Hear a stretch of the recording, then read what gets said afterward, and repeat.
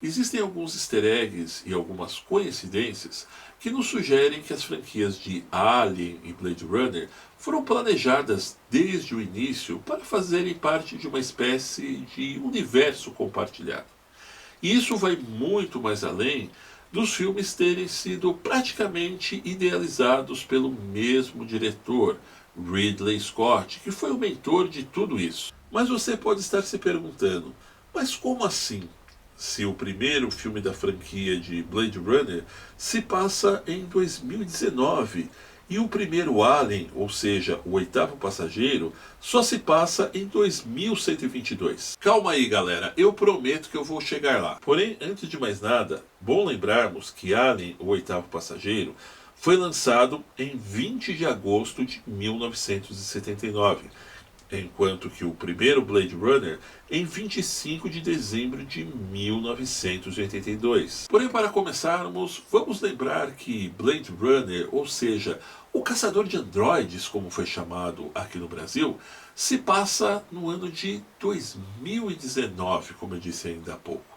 Quase a nossa atualidade, uma vez que nós estamos em 2018. Neste futuro, a cidade de Los Angeles se mostra em um paralelo distópico, onde além de estar invadida pelos replicantes, também é nos apresentado uma paisagem repleta de outdoors e propagandas futuristas, onde se destacam, inclusive, algumas propagandas japonesas, que nos chamam muito a atenção por sinal. Além de tudo, nós vemos também uma espécie de supermigração de nipônicos, os mesmos que ali estão trabalhando juntamente com os americanos, e uma espécie de colaboração mais ampla entre as duas culturas. Adiantando um pouco nossa análise, nós vamos verificar que em Alien, o oitavo passageiro, a missão da espaçonave Nostromo, que incluía o capitão Dallas e a tenente Ripley, mais 5 tripulantes, era coordenada e bancada por uma companhia de nome Weyland-Yutani.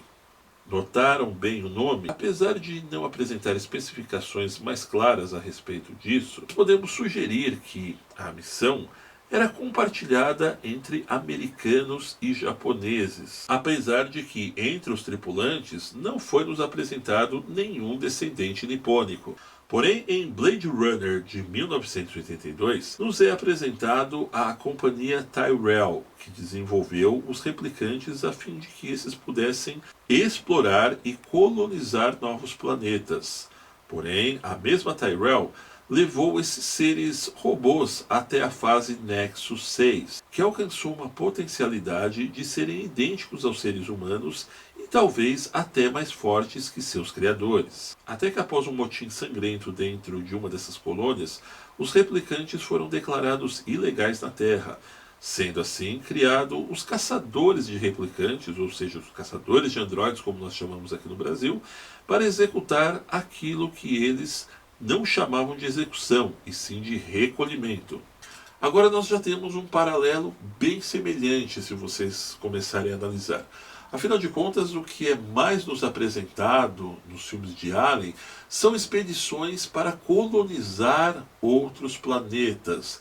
A busca dos seres humanos em torno de conseguir conquistar um novo território para colocar em prática suas experiências. Projeto esse que, como nós vimos ainda há pouco, lá em Blade Runner, começou a se desenvolver em 2019. Outro ponto bastante interessante é que tanto em Blade Runner quanto em Alien, o que vemos são os androides, possivelmente todos replicantes, que não são confiáveis e que, ao assumirem consciência, acabam se voltando contra os humanos. Outra questão que nós podemos comparar também é que os sistemas operacionais que foram usados em Alien, o oitavo passageiro, e também em Blade Runner, apesar de que para os dias de hoje são bem pré-históricos, mas na época, para a visão do diretor, ele fez questão de empregar ambos dentro dos dois filmes, como vocês estão acompanhando aí na tela. Porém, segure aí que essa é a minha parte favorita. Nas edições extras da edição de aniversário de 30 anos de Alien, podemos observar uma cena que é apresentado o arquivo das funções do capitão da nave Nostromo, ou seja, Dallas. Lá verificamos que o mesmo trabalhou para a empresa Tyrell, a mesma responsável pela invenção e desenvolvimento dos replicantes. Porém, Dallas é apresentado em seu histórico como um entregador de cargas, ou seja, se a Tyrell era responsável por enviar replicantes a outros mundos, a carga que Dallas fora responsável só poderia ser os próprios replicantes. Porém, para você que é um bom observador, pode estar se perguntando: peraí, mas tem alguma coisa errada aí.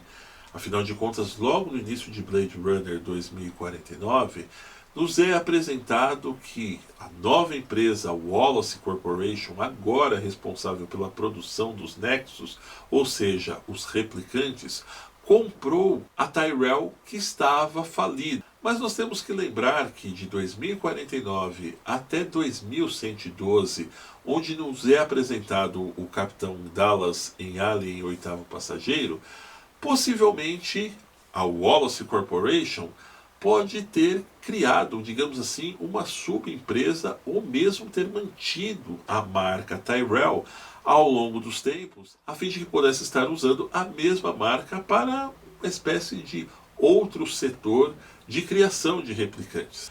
Até mesmo como é muito comum hoje em dia você observar que algumas empresas grandes compram algumas outras concorrentes e acabam mantendo aquela mesma marca, porém operando em outros segmentos. E focando ainda mais em Blade Runner 2049, quando o agente Kay é apresentado ao salão de projetos da Wallace Corporation, percebemos nitidamente que entre os modelos ali em desenvolvimento está um Nexus ainda em linha de produção, idêntico a quem mesmo? Sim, aos engenheiros que foram colonizar um planeta distante e desconhecido, onde nos são apresentados em Prometheus. Confira bem a semelhança. Ou seja, se os engenheiros eram um modelo Nexus em 2049 e foram encontrados em Prometheus, que se passa em 2093, já teríamos tido uma janela de tempo para que eles tivessem sido lançados em uma experiência através do tempo até chegarem no tal planeta. Outra interligação que agora começa a fazer mais sentido é a forma com que David, o androide frio e calculista apresentado já em Prometheus, quem sabe um possível replicante mais moderno, apresenta os conhecimentos para acordar ou então estar, digamos assim, que reconectando o engenheiro, ao mesmo tempo que consegue operar alguns de seus equipamentos. Ou seja, possivelmente ambos foram desenvolvidos na mesma empresa, a Tyrell ou mesmo a Wallace Corporation, e David já trazia consigo um upgrade bem elevado, não só para operar o engenheiro, mas também para eliminá-lo, tal qual vemos em Blade Runner, quando o modelo mais novo acaba eliminando aquele que é ultrapassado. Para mim, juntando todos esses pedaços, algumas coisas começaram a fazer mais sentido em Prometheus e no último Alien Covenant. Ou seja, a todo momento você fica analisando e pensando que o David é apenas um robô, digamos assim, com uma mente perversa ou com alguma falha no sistema que acabou o tornando doentio. Mas se você parar para conectar todos esses pontos que nós apresentamos aqui, você vai vendo que, principalmente a partir do momento em que é nos apresentado um modelo semelhante aos engenheiros lá no Blade Runner 2049, passando pelo Dallas, que foi o entregador de carga da própria Tyrell, as coisas começam a fazer um pouco mais de sentido e, na minha opinião, se coligarem. Mas eu gostaria de deixar bem claro que essas são apenas especulações que foram feitas por mim mesmo através de alguns easter eggs, teorias que eu também acabei observando em alguns sites internacionais e algumas outras dúvidas, principalmente em Prometheus e também em Alien Covenant, que ficaram pelo ar. Resta agora que vocês possam analisar junto comigo e participar também nos comentários. De repente existem até mais outras ligações que eu não observei e acabei não colocando aqui, que você pode estar complementando também. Combinado? É isso aí, meus amigos. Eu espero que tenham gostado do vídeo de hoje. No entanto, não se esqueçam de se inscrever no canal, deixar o seu joinha e participar nos comentários. E para receber nossas novidades, acione a campanha de notificações, que está ali, bem ao lado do botão de inscritos. Um grande abraço e até breve!